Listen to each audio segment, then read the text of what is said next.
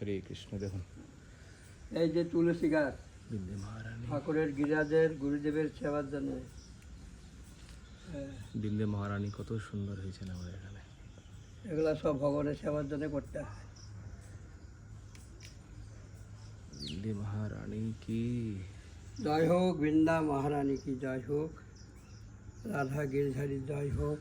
উনি কি শ্যামা মহারাজ? হ্যাঁ, শ্যামা হলো কৃষ্ণা, আর হলো সাদা হলো রাধা।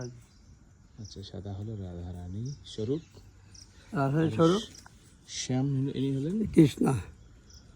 বলে এরা বলছে এই জন্য।